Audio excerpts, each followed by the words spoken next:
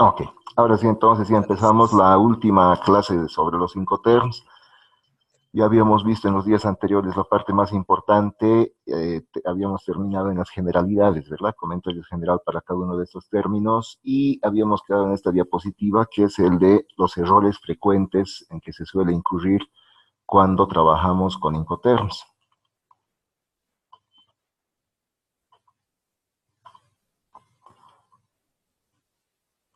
Y los errores más frecuentes son dos en el manejo de Incoterms. El primero de ellos es creer que los Incoterms se deben aplicar al contrato de transporte. Hay mucha gente que se empeña en incluir el Incoterm que se está utilizando en el contrato de transporte.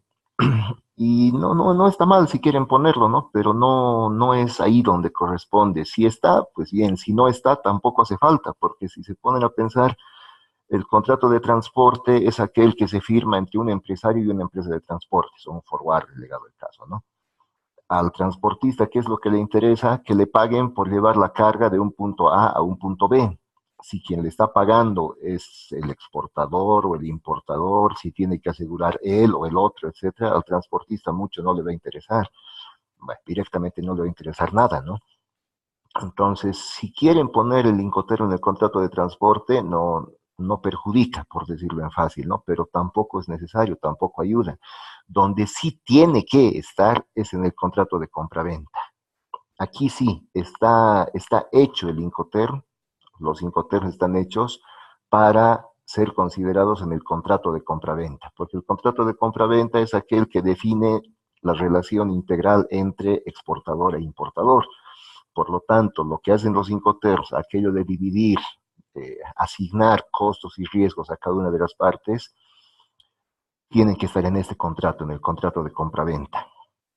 Y el segundo error en el que se suele incurrir es creer que poniendo un Incoterm ya todas las obligaciones están aclaradas, ¿no? Que no hace falta pensar nada más después de poner el Incoterm. Y eso no es del todo cierto. Si bien los Incoterms definen muchos aspectos de una operación de compraventa internacional, hay algunos aspectos que no están contemplados por los Incoterms, y algunos de esos aspectos los vimos con ustedes en los 2 días anteriores. Por ejemplo, el tipo de seguro o el tipo de transporte que se debe contratar. El Incoterm que se elija define siempre quién contrata el transporte principal, ¿verdad? Pero en ningún momento te dice qué tipo de transporte tienes que contratar.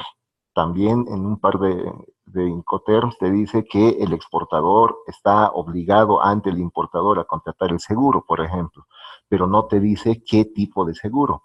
Y eso recuerdo, habíamos comentado que el tipo de seguro depende básicamente del tipo de mercancía. No es lo mismo, no es lo mismo transportar fierro de construcción, era el ejemplo que poníamos, que transportar vajilla de cristal, por ejemplo, ¿no? Entonces, el fierro de construcción enfrenta menores riesgos, básicamente de daño total, o sea, pérdida total, y nada más. El fierro de construcción no se va a dañar, no se va a perder un pedazo del fierro de construcción, sí se puede dañar la cristalería, ¿verdad? Entonces, eso implica distintas necesidades de seguro. Por lo tanto, parece bien que el Incoterm no llegue hasta ese nivel en cuanto a definir tipo de seguro, etcétera. Entonces, lo que no está considerado por el Incoterm tiene que ser incorporado en el contrato de compra-venta, pero fuera del Incoterm, ¿no? Entonces, comentábamos con ustedes que, por ejemplo, para definir el tipo de seguro, en el artículo siguiente al que establezca el Incoterm que se va a utilizar, en ese artículo siguiente debería especificarse qué tipo de seguro es el que se va a usar, ¿no? Entonces, para no caer en estos dos errores. Ahora, algunos comentarios que son, creo, importantes sobre algunos Incoterms por las particularidades de cada uno de estos. Hablando de los Incoterms del grupo E, el de menor responsabilidad para el exportador. De hecho, hay un solo Incoterm en este grupo, que es Xworks, como dice aquí.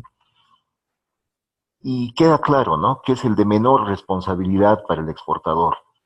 Eh, yo suelo tener alumnos que cuando se les pide hacer un proyecto real, digamos, o una simulación, por lo general eligen XWorks. ¿Por qué? Porque es menos trabajo, pues incluso a nivel académico, a nivel teórico, dice XWorks, entonces no tienen que hacer nada más.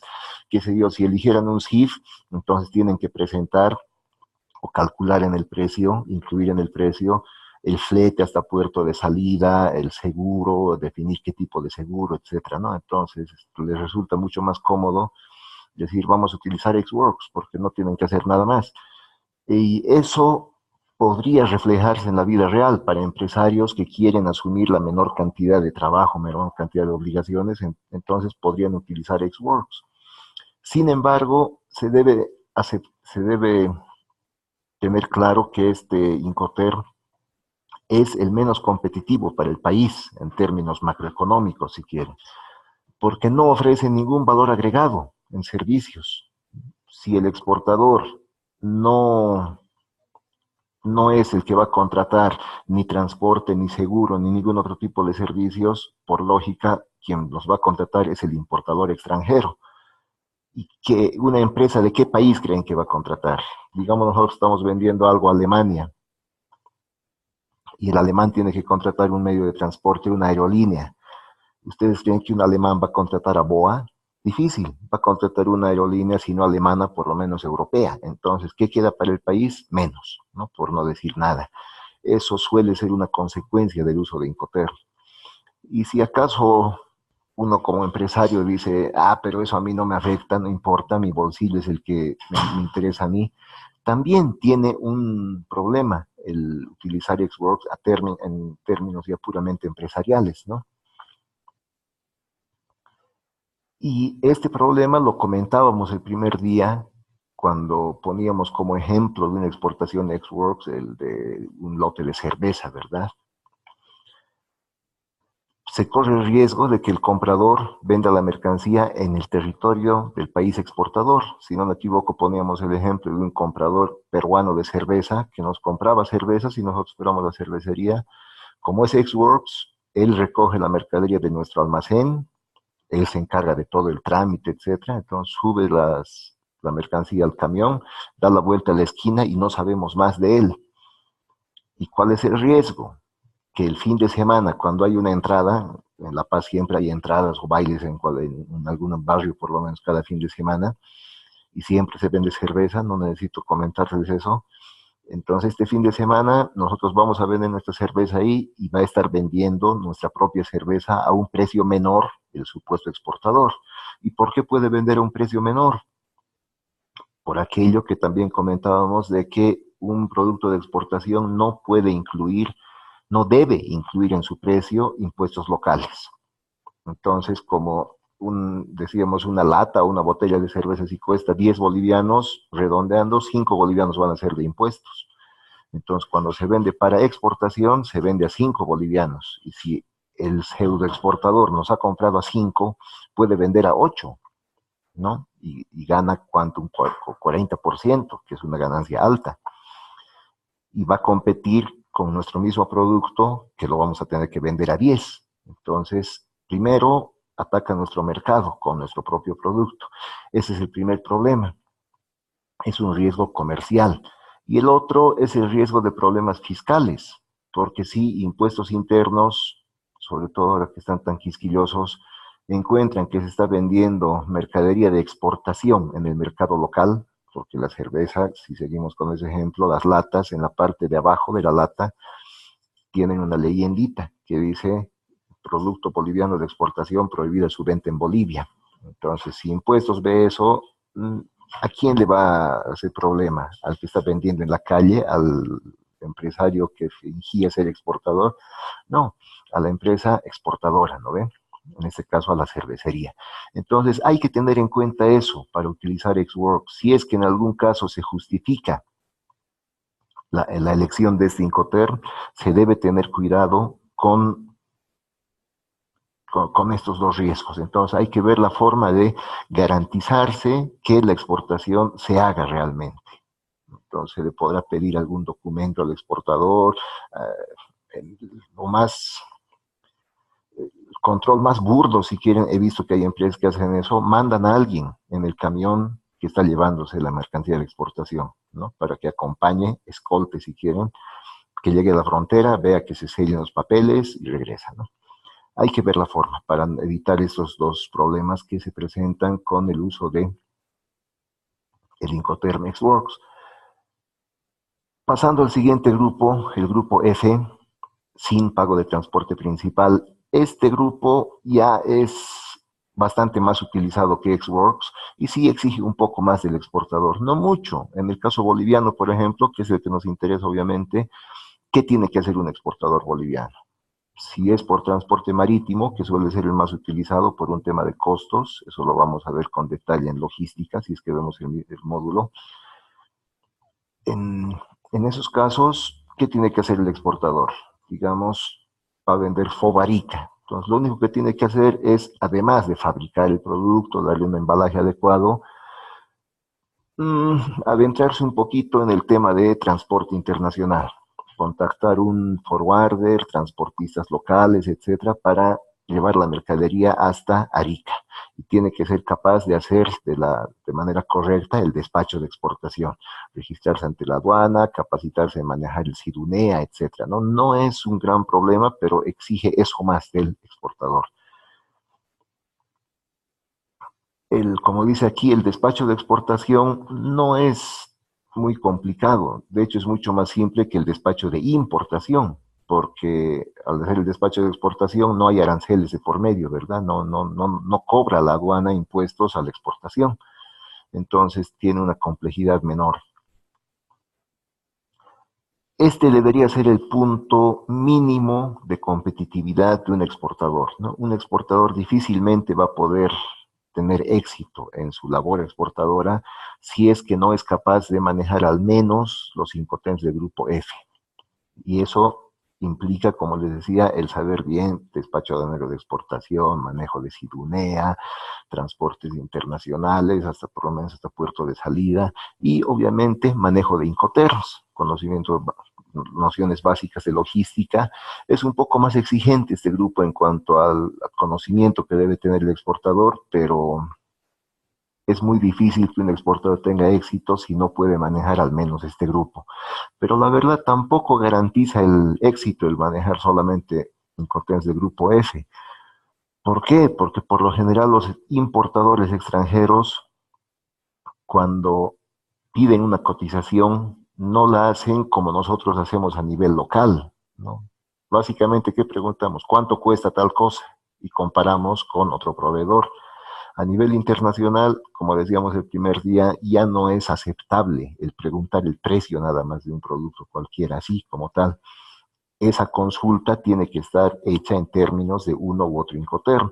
Y lo que los importadores serios hacen es pedir una cotización por lo menos en dos Incoterms. Entonces, si nosotros somos exportadores, nos va a llegar una solicitud de cotización que por lo menos va a decir, por favor, cotíceme tal cantidad de tal mercadería, FOB, Puerto Arica, Chile, y CIF, Puerto Hamburgo, Alemania, ¿no? Entonces, y si un exportador responde, nosotros trabajamos solamente con Incoterms del grupo F, probablemente hasta ahí llegue la comunicación con el importador, ¿no? Porque la competencia, que siempre va a haber competencia, eso tenlo por seguro, sí va a ser capaz de cotizar en esos dos Incoterms, a veces piden más, ¿no? Entonces, si bien el grupo F, como decíamos, es lo mínimo que se debería saber, no suele ser suficiente para competir de verdad en el mercado internacional.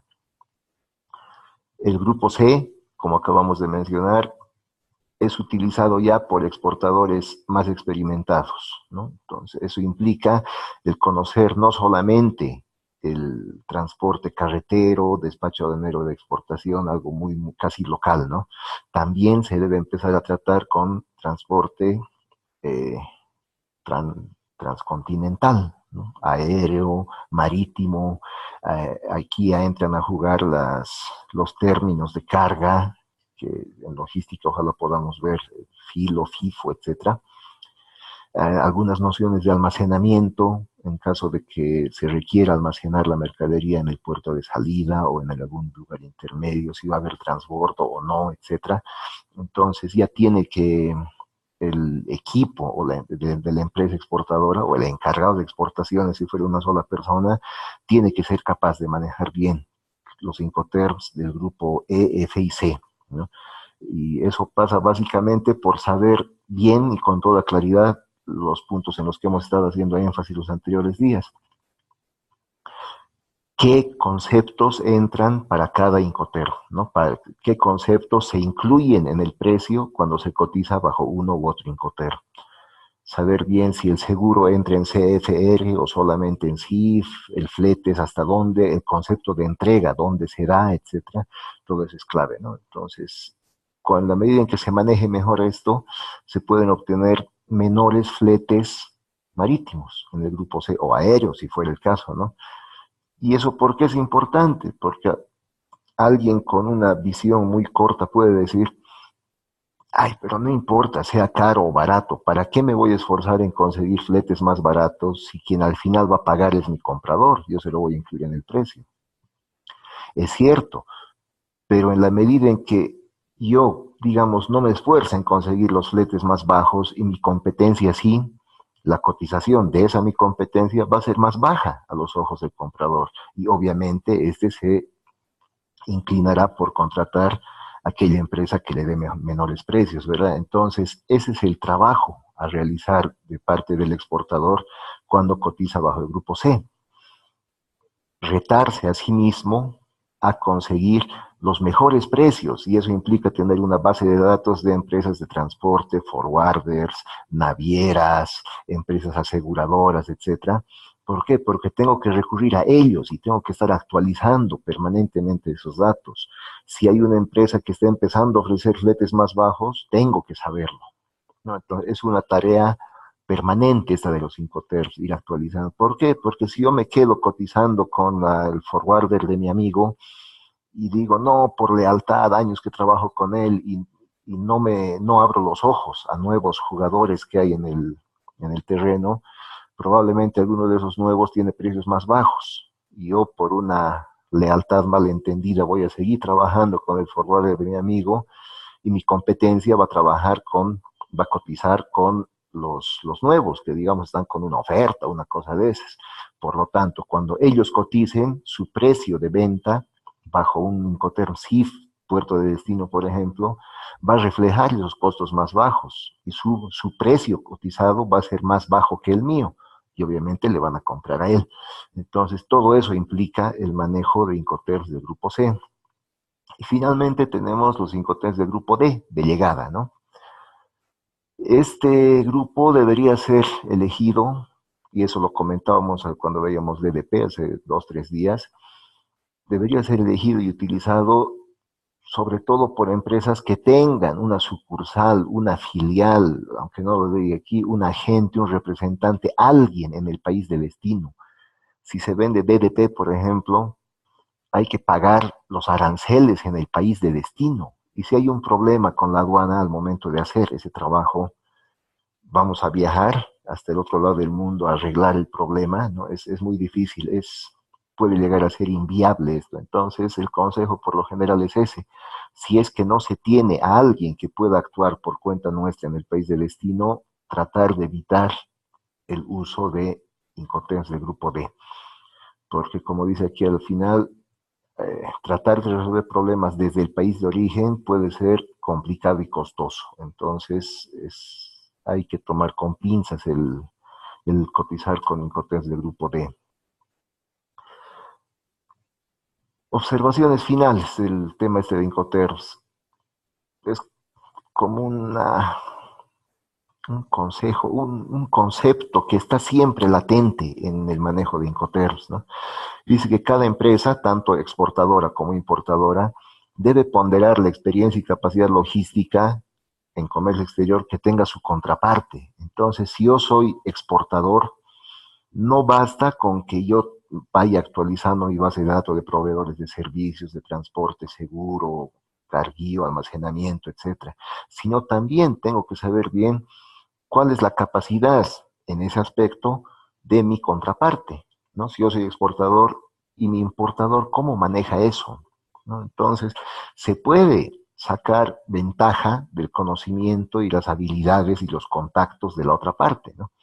Sí, y eso comentábamos también hace poco, si yo sé, y debería saberlo, por ejemplo, si estoy comprando algo más real que se ve en Bolivia, si estoy comprando, si estoy importando algo del Perú, de una empresa X, digamos el Grupo Gloria, y no tengo claro qué banco me puede cobrar una menor comisión por manejo de carta de crédito, digamos, ¿no? Debería saber que la empresa de Gloria, de Lácteos del Perú, es parte del Grupo Romero, y el Grupo Romero pertenece a un holding empresarial que incluye al banco de crédito. Entonces, ellos seguramente van a poder conseguir mejores precios del banco de crédito. ¿Por qué? Porque están bajo un mismo paraguas de una empresa más grande, de un consorcio empresarial. Y lo mismo puede darse con empresas de transporte, con empresas de seguro. Entonces, en esos casos es mejor dejar que ellos se hagan cargo de ese tipo de servicios. Quizás yo tenga, por mi parte, un, una mejor llegada, por decirlo así, con una empresa aseguradora. Entonces diré ya, ellos que contraten el transporte, o perdón, los servicios financieros, y digamos el transporte más, pero el seguro lo voy a contratar yo. Entonces, ¿cuál debería ser el Incoterm? CFR, por ejemplo. Bueno, el transporte marítimo no puede ser desde el Perú, sería medio raro. ¿Cuál es el equivalente de CFR para otros medios de transporte? Lo veíamos anteayer, si se acuerdan, el equivalente es GPT. Entonces, en ese caso, debería elegir el Incoterm CPT para esa operación, para que el exportador, Grupo Gloria, se haga cargo del flete, pero el seguro me lo deje a mí, ¿no? Entonces, es una actividad constante, es poner en la balanza mi capacidad, mi red de contactos, mi capacidad negociadora incluso, y las mismas capacidades de mi contraparte. Quien mejor pueda desempeñarse, mejores precios, mejores servicios en líneas generales pueda conseguir cada una de las partes, entonces que ella se haga cargo de esa parte y nosotros de la parte que podamos hacerla mejor. Uy, ¿qué pasó aquí?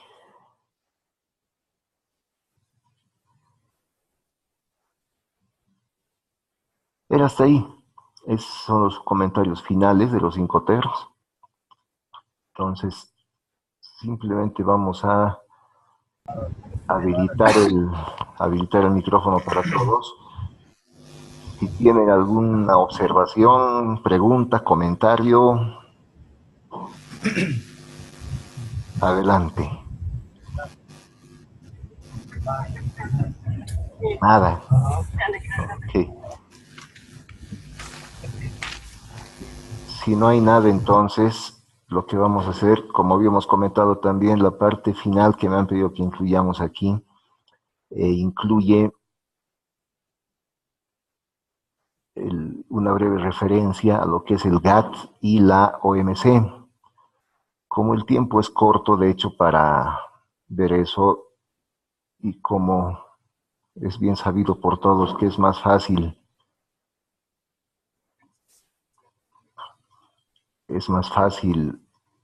captar algo cuando entra por los oídos y por los ojos, he traído un video que ya está ahora en pantalla, que habla justamente de eso, las nociones básicas de la OMC, y hace referencia también a su relación con el GATT. Dura como 4 minutos nada más el videíto, y les pido que lo veamos, y después de eso hacemos algunos comentarios también más para aterrizar a las ideas generales que ve el video, y obviamente damos también campo a las observaciones o preguntas que puedan tener.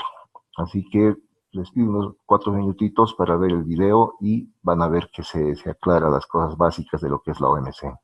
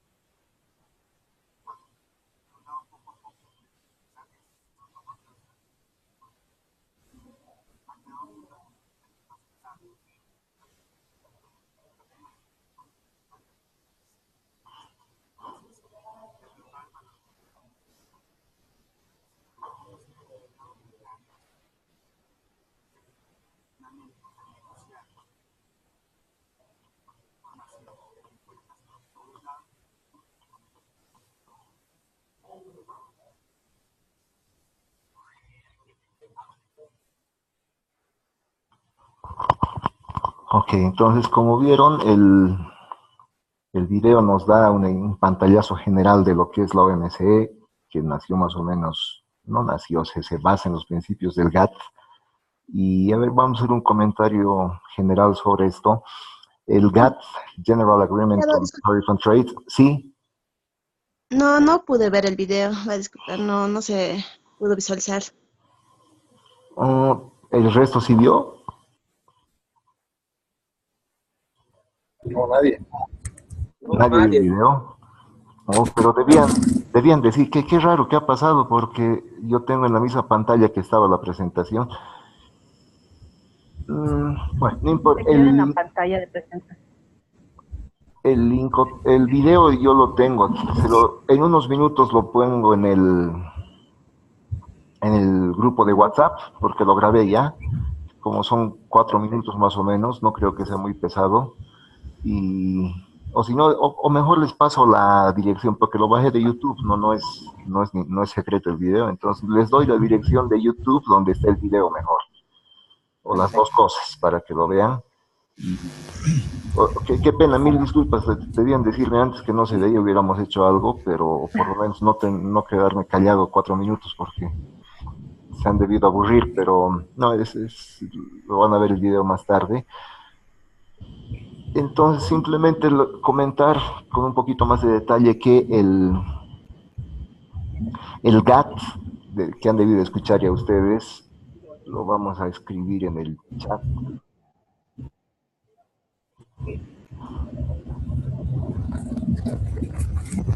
Es GATT, así con doble T, es General Agreement on Tariffs of Trades, es Acuerdo General de Comercio y Aranceles. Este acuerdo, ahora sí, este acuerdo se empezó el año 1947, se terminó en 1948 en Cuba, en La Habana. No se olviden, la revolución castrista fue el año, de Fidel quiero decir, fue el año 51, ¿verdad? Entonces, antes de eso, La Habana era pues el lugar preferido para hacer negocios y demás. Y por eso ahí se firmó el GATT. En realidad el GATT, este acuerdo, como su nombre lo dice, Acuerdo General de Aranceles y Comercio. Aranceles son los impuestos que se pagan a la importación en un país cualquiera. Eh, el año 47, a ver si ustedes se acuerdan, ¿qué pasó 2 años antes? Algo que marcó la historia de la humanidad, el año 45. La Segunda Guerra Mundial. Terminó la Segunda Guerra Mundial, exacto, ¿no? Y eso fue como les digo, fue un punto de inflexión en la historia de la humanidad y también en la historia del comercio internacional. Imagínense Europa, una ciudad, un continente, perdón, destruido, con las ciudades capitales de cada país físicamente afectadas. No se olviden, el ejército alemán bombardeaba Londres, entró hasta París, etcétera. Entonces, estaban físicamente afectadas, por no decir casi destruidas, las ciudades. Económicamente también muy deteriorados los países en términos financieros, económicos, y un dato no menor que no siempre se ve claramente. La matriz productiva de estos países, al haber estado orientada durante tantos años a la actividad bélica, no estaba en condiciones, la industria de cada país, de empezar a fabricar lo que sus habitantes y sus ciudades necesitaban, ¿no? Siendo un poco fríos y abstrayéndonos del drama humano que fue todo aquello, era un mercado ideal, ¿no? Un continente que tenía dinero a raíz del plan Marshall, que auspiciado por Estados Unidos, requería todo, ¿no? Un mercado con plata que necesita todo y en el que no hay competencia. Entonces fue un impulso grande para eso, ¿no? Entonces, con ese escenario en vistas, los países de este lado del charco, sobre todo América, propusieron más bien esta reunión, la del GATT, para crear una organización que complemente a lo que en ese entonces se llamaba el Banco de Reconstrucción y Fomento, creo, lo que ahora es el Banco Mundial, y el Fondo Monetario Internacional, ¿no? el pilar financiero, el pilar monetario, y faltaba el pilar comercial de las Naciones Unidas para tener un modelo económico integral en todo el mundo, ¿no? Este pilar tenía que ser, en los papeles se pretendía firmar el acta de nacimiento, por decirlo así, de la OIC. La OIC tenía que ser la Organización Internacional del Comercio. Esta OIC había sido bosquejada, digamos, por gente realmente visionaria, porque ya en aquel entonces, hace más de medio siglo, en el borrador de la OIC se hablaba de tratamiento a capitales extranjeros, derecho de propiedad intelectual, transferencia de capitales, etcétera, cosas que eran, temas que eran muy de avanzada, ¿no?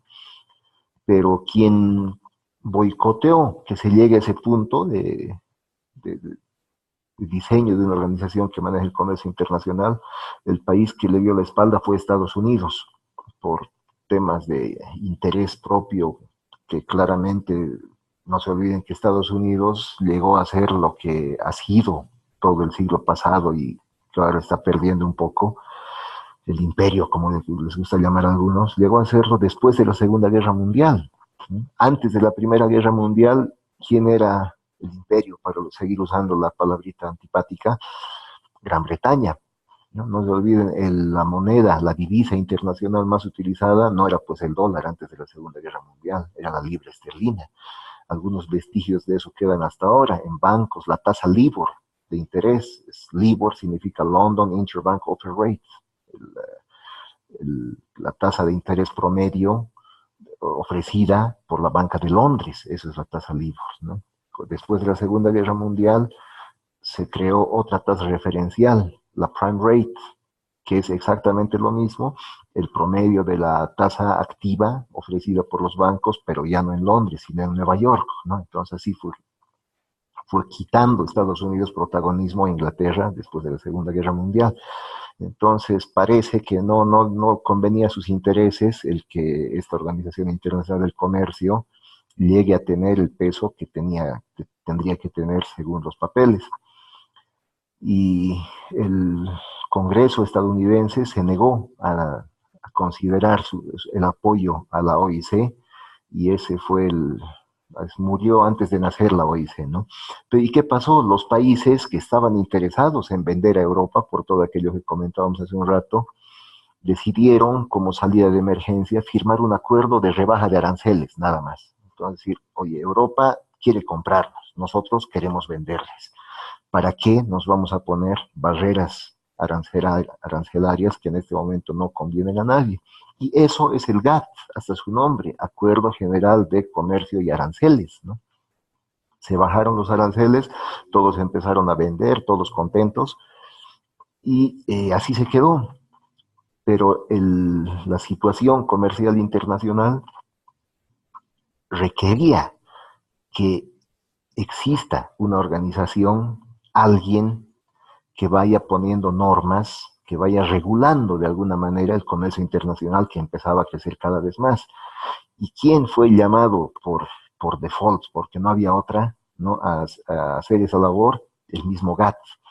Pero organizacionalmente, conceptualmente, no estaba preparado para eso, ¿no? A raíz de lo que pasó, el GATT nació como un acuerdo de rebaja de aranceles, y poco a poco tuvo que hacerse cargo de temas que empezaron a salir en el día a día de las operaciones de exportación, ¿no? Propiedad intelectual, barreras no arancelarias, salvaguardias, todo el rollo de barreras que se ponen, pues, ¿no? Y no solo barreras, programas de apoyo, etcétera. Por eso a mí me gusta comparar al GATT con un chico de 15 años que está saliendo de su niñez apenas, está empezando a disfrutar su juventud, y sé que suena medio dramático, pero de un día para otro queda huérfano de padre y madre y tiene que hacerse cargo de sus 4 o 5 hermanitos menores, ¿no? ¿Estaba preparado ese muchacho para hacer esa labor? No estaba preparado, ni de lejos, pero no quedaba otra, no había nadie, alguien tenía que hacerse cargo de esos niños, ¿no? Y historias de esas hay en la vida real, tristes, pero existen, ¿no? Algo así fue el GATT, no fue concebido para para regular el comercio internacional en general, solamente para el tema arancelario. Pero como no había quien se haga cargo, el GATT tuvo que asumir esas labores, pero no estaba preparado para hacerlo, ¿no? La estructura de la organización no estaba preparada para asumir esa responsabilidad. Lo fue haciendo con errores, desaciertos, con carencias, ¿no? Y se presentaron problemas. Eso fue hasta los siguientes 30 años a su creación, fácil, ¿no? De tal forma que luego se empezó a rescatar los principios de la OIC, por eso me tomé unos minutos para explicar lo que quería la OIC, porque esos principios finalmente fueron considerados al momento de crear la OMC, la Organización Mundial de Comercio, ¿no? Entonces la OMC, el año 95, ya fue creada, es lo que decía el video, cuya dirección se las voy a pasar luego.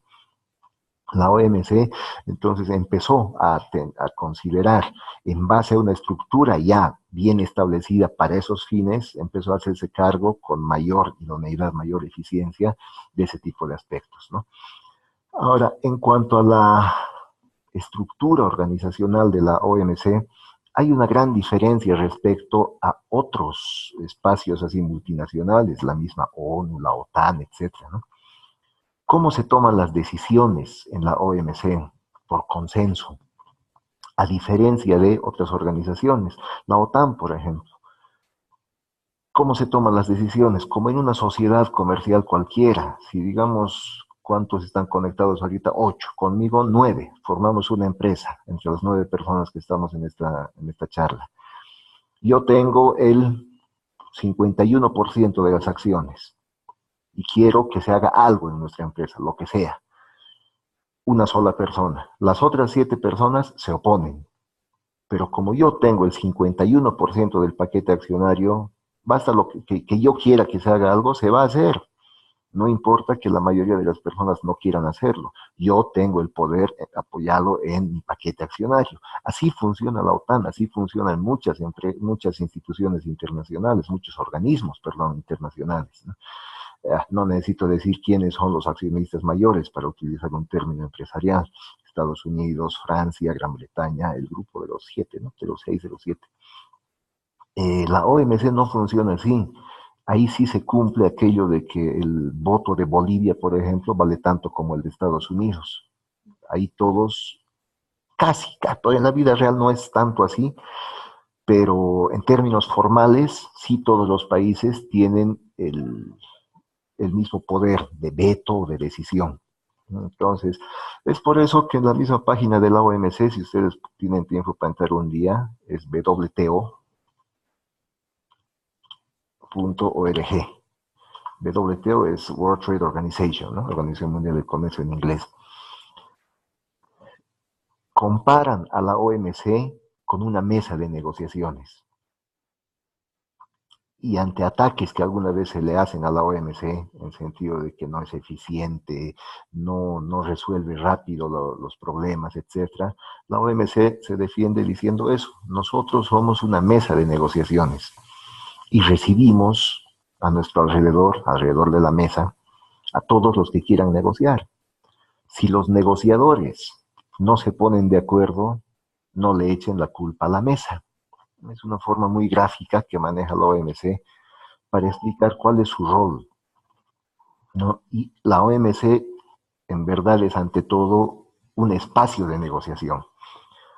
Hay voces que dicen que la OMC es la que quiere regir el comercio internacional, etc., pero no es así, por su propia estructura no es así.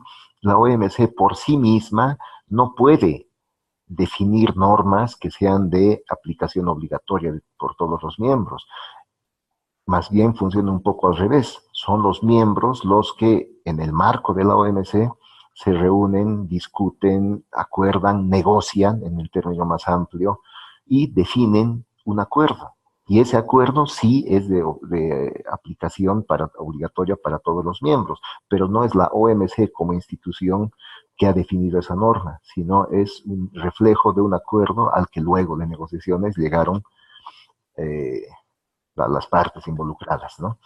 Ahora, hace unos minutos les decía que eso del tamaño de los países tiene nomás algo que ver. es cierto. En algún caso, en alguna ocasión yo vi una declaración de la representante de Nigeria, si no me equivoco, ante la OMC, y le preguntaban cuál es la desventaja de ser un país pequeño en el marco de la OMC. Y ella mencionaba un problema que de tan simple puede parecer hasta trivial, ¿no? Pues decía, en la OMC se tratan tantos temas, ¿no?, que muchas veces hay en el mismo día y a la misma hora 3 o 4 mesas de negociación que se están llevando a cabo de manera simultánea. Y nosotros, como Nigeria, no tenemos esa cantidad de representantes, entonces tenemos que elegir uno de los temas a negociar. Huelga decir que países, por ejemplo, como Estados Unidos, sí van a tener una cantidad mayor de representantes dentro de la OMC y van a poder asistir a mayor cantidad de reuniones, de tener más espacio para dar sus propias opiniones, etcétera, ¿no? Pero eso es por limitaciones propias de cada país, presupuesto incluso. Entonces, países africanos, los latinoamericanos debemos estar por ahí, no están en condiciones de tener de manera permanente un grupo de representantes en la OMC en igualdad de condiciones que otros países más grandes o con mayores recursos, ¿no? Y eso tiene un efecto en el desempeño de los representantes y por lo tanto en el impacto que pueda tener la posición respecto a un tema cualquiera, los países a los que esos escasos representantes representan, valga la redundancia. Entonces, es cierto, nada es perfecto en la vida, la OMC tampoco, pero tiene características cualitativamente distintas a otras organizaciones más o menos similares, ¿no?, a nivel internacional. Entonces, y además, dado que es el referente, digamos, más grande a nivel internacional, pues como que no queda otra, y yo creo que vale la pena darle un voto de confianza a esta organización para reconocerla no como proveedor de soluciones, sino como espacio de negociación en el que los países pueden tener opción a expresar su posición e incluso, si fuera necesario, hacer valer su derecho a veto, ¿no? Si son varios países los que se niegan a firmar un acuerdo internacional, entonces no se firma, aunque esos varios sean países centroamericanos, latinoamericanos y africanos, pues no se firma, ¿no? Es más difícil que un acuerdo cualquiera salga con luz verde, por decirlo así, si hay una oposición significativa de un grupo de países, ¿no? Entonces, eso en líneas generales, lo que es la OMC. Como les digo, les voy a pasar la dirección en YouTube del video para que le den una chequeadita, y si les interesa el tema de OMC o pueden postar algo en el grupo, en la medida en que yo pueda absorber las dudas, lo voy a hacer con todo gusto, o pasarles algún material adicional, o entren a esta página de la misma institución, de la organización, tiene presentaciones en la misma página, etcétera, creo que tiene algunos videos también, así que no es muy difícil empezar a interiorizarse de lo que dice la OMC o de lo que propone la OMC. De hecho, también se los comentaba hace unos días, si es que dentro de un par de meses o un mes o algo así, llegamos a ver con ustedes juntos el tema del módulo más bien de valoración aduanera, ahí se hace una referencia a la OMC, porque uno de los acuerdos que ha sido redactado, que ha sido implementado a través de la OMC luego de negociaciones y demás, es el acuerdo de valoración aduanera. El nombre es el acuerdo de valoración aduanera de la OMC, es el nombre completo del acuerdo que vamos a estudiar. ¿Por qué? Porque es el acuerdo que ha firmado Bolivia y que se está utilizando en la mayoría de los países en términos de valoración aduanera, ¿no? Ha cambiado. En Bolivia entró en vigor ese acuerdo el año 2002, en enero del 2002, si no me equivoco, y fue uno de los últimos países en implementarlo, haciendo uso de una opción que tenían los países en vías de desarrollo, porque los países sudamericanos acataron ese acuerdo un año antes. Perú lo hizo un año antes. Bolivia pidió prórroga por un año se la dieron y el 2002 ya entró en vigor también en Bolivia, pero ese acuerdo se firmó en el marco de la OMC. Entonces, ahí al ver el tema este, se va a ver un poquito cómo los acuerdos firmados en el marco de la OMC para su aplicación en cada país, como que descienden algunos escalones, ¿no? Porque por un tema legal, Bolivia no puede legalmente utilizar un acuerdo internacional así sin más. Entonces, ¿cuál es la idea? El acuerdo de la OMC baja un peldaño a nivel regional. En el caso boliviano, el esquema regional al que pertenecemos es la comunidad andina. La comunidad andina copia, para decirlo en fácil, el texto de ese acuerdo de la OMC, quizás con alguna diferencia menor, y lo publica en lo que en la jerga de la comunidad andina, en la terminología de la comunidad andina, se conoce como decisión. No me acuerdo el número de decisión en este momento, pero es la decisión X, que ya sirve como marco legal referencial para todos los países de la comunidad andina. Luego, cada país miembro, incluido Bolivia, por supuesto, esa decisión de la comunidad andina hace bajar un escalón más para que llegue a una ley. En el caso boliviano, la Ley General de Aduanas. Y para la aplicación de esa Ley General de Aduanas se necesita un reglamento, en este caso el decreto que se refiere al decreto de la ley, al reglamento de la Ley General de Aduanas. Y eso ya sí se aplica, ¿no ve? Además de, incluso se puede decir, un nivel más baja para normas de tipo aduanero, resoluciones administrativas, etcétera, que respetan siempre los niveles superiores. Al final del día, toda la normativa, en el caso de nuestro ejemplo, toda la normativa legal boliviana sobre valoración aduanera es herencia y respeta el espíritu y la letra del acuerdo madre, por llamarlo de alguna manera, que es el de la OMC, ¿no? Entonces, de esa manera es que aterriza en nuestro día a día como operadores de comercio exterior lo que dicen los acuerdos que han sido negociados en la OMC. Entonces, una vez más, si es que alguien tiene alguna consulta, veo que habían varias manitas levantadas.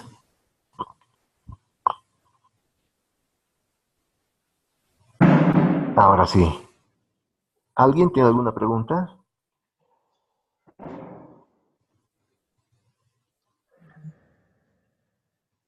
Ya nadie, me han dejado hablando solo, creo. Nos dio una No, están ahí. recomendación. Nos dio una recomendación sobre los Incoterms y sobre los grupos. Yo me conecté un poco tarde, perdón, pero nos hablaba sobre el grupo E, F y C como recomendación Sí, para sí. tener una idea más clara. Ok, entonces, resumiendo un poquito lo que habíamos hablado, el grupo E no... perdón un poquito, vamos a apagar eso, ahora sí. Como les decía, el grupo E no se recomienda mucho porque presenta dos riesgos. El riesgo comercial, porque un comprador nuestro, un importador extranjero que pueda actuar de mala fe, va a comprar nuestra mercancía y la puede vender en el territorio boliviano. ¿Por qué? Porque quien se hace cargo del trámite de exportación, etcétera, es el mismo. Entonces podría no hacerlo, ¿no? Se corre dos riesgos, el comercial y el fiscal, porque en caso de que se le ocurra no realizar efectivamente la exportación y eso tenga, cuando quiera vender la mercancía en territorio boliviano, tenga un efecto fiscal de multas y demás, el que va a tener que asumir todo eso es la empresa exportadora, no el importador extranjero. En cuanto al grupo F, mencionábamos que es el grupo que mínimamente debería dominar en temas de manejo de Incoterms un exportador para poder tener éxito a nivel internacional, ¿no? Aunque no le garantiza una competitividad mayor, es, como les digo, lo mínimo que puede hacer, ¿no? ¿Y eso qué implica? Conocer la legislación boliviana, en nuestro caso de exportación, manejo de sidunea, etcétera, porque es lo que va a necesitar para trabajar con los Incoterms del grupo F. Sin embargo, para poder ser realmente competitivo a nivel internacional, debería también dominar los Incoterms del grupo C, por lo menos. ¿Por qué? Porque los importadores serios siempre piden las cotizaciones de cualquier producto en más de un Incoterm. Por lo menos van a preguntar una cotización FOB, puerto de origen, y una cotización SIF, generalmente, en el puerto de destino. ¿Por qué? Porque si, pónganse ustedes un momento en los zapatos del importador extranjero. ¿Por qué pedirían al importador boliviano una cotización FOB y una cotización SIF? Para manejar números redondos, digamos, la cotización FOB es $10.000 y la cotización SIF 12.000. Entonces, el importador extranjero, ¿qué va a pensar? Si le compro FOB, me cuesta 10.000. Si le compro SIF, me cuesta 12.000. ¿Cuál la diferencia entre FOB y SIF conceptualmente? El transporte y el seguro. Entonces, una vez que se piden esas dos cotizaciones, un importador responsable debería cotizar por su propia cuenta el seguro y el flete y el seguro de ese transporte que diferencia la cotización FOB y la cotización SIF. Si nosotros fuéramos importadores bolivianos, estamos comprando algo de la China, deberíamos pedirle a nuestro proveedor chino una cotización FOB, Shanghái, puerto de Shanghái, y una cotización SIF Iquique, digamos, ¿no? Mantengamos los números. Me cotiza $10.000 FOB Shanghái y $12.000 SIF Iquique. Lo que yo debería hacer como importador boliviano es cotizar por mi cuenta, con más de un proveedor, el flete Shanghái Iquique y el seguro de ese flete. Digamos, el flete cuesta $1.500 y el seguro $200. 1.500 más 200 son $1.700. Eso debería pagar yo sobre la entrega en el puerto de Shanghái, que me cotizaba 10.000, ¿verdad? Entonces 10.000 más 1.700 es $11.700, que sería ya el equivalente al CIF. Entonces, ¿cuánto me cobra de CIF? 12.000. Y si traigo yo, ¿cuánto me cuesta? 11.700. Me ahorro $300. Por lo tanto, compraré FOB. Sí, en la misma situación, cuando yo cotizo flete y seguro, el flete me cuesta $2.000 y el seguro 200, en total 2.200. Si esos 2.200 sumo a la cotización FOB de mi proveedor, tengo $12.200. Y si le compro SIF, me cobra 12.000, es lo que habíamos dicho, ¿verdad? Entonces, me sale más barato, me ahorro $200 comprando FOB.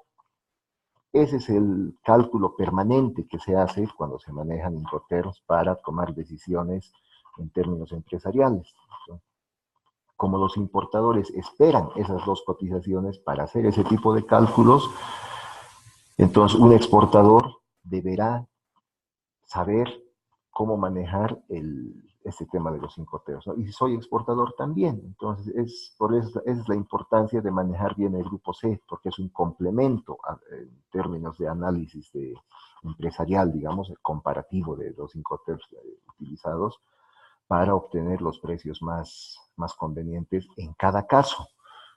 Por eso yo desconfío de las empresas con las que estoy hablando alguna vez, consultoría para algunas, y siempre les pregunto, cuando la consultoría es de esa área, ¿qué Incoterm usan ustedes para importar, digamos, ¿no? Y me dicen, utilizamos FOB o utilizamos SIF, siempre.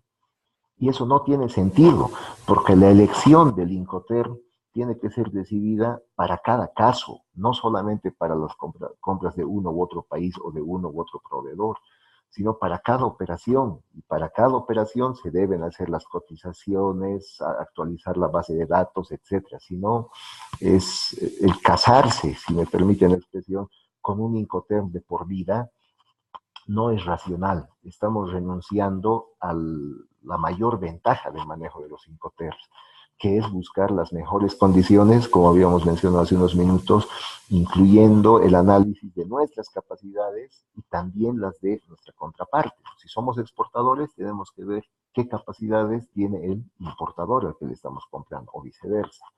Entonces, por eso es importante manejar también los Incoterms del grupo C. Y finalmente los del grupo D, habíamos comentado que deberían utilizarse en la medida de lo posible solamente cuando tengamos a alguien que pueda actuar a nombre nuestro en el país de destino, ¿no? Porque el DDP, Incoterm DDP, por ejemplo, implica hacer una labor importante en el país de destino. Y si algo sale mal, pues el viajar hacia el país de destino es algo irreal, ¿no? Entonces, en lo posible, no ofrecer bajo un Incoterms del grupo D, sobre todo DDT, que implique el despacho aduanero de importación, salvo que tengamos una sucursal, un agente, alguien en el país de destino. Eso, así resumido, sería más o menos la importancia de cada uno de los grupos de los Incoterms. Gracias. No, porque... ¿Sí, alguien más? Bueno, creo que ya no. Entonces, como es viernes, ya nos vamos temprano. Algunos se conectó menos gente hoy día, ya deben estar haciendo viernes. Ni qué hacer. De todas formas, si les surgen algunas dudas al ver el video, que les voy a mandar la dirección, o al repasar esto de los Incoterms, por favor, siéntanse con toda confianza de escribirme a través del grupo de WhatsApp. Y para mí va a ser un gusto el poder responderles y si se puede ayudarles o resolver sus dudas. ¿Ok? Hay uno nomás, pero entren, como se entren.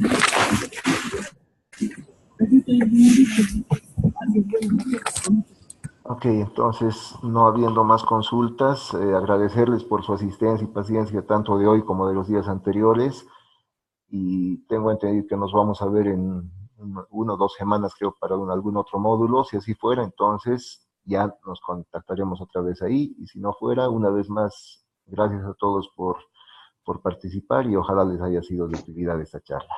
Gracias, hasta luego.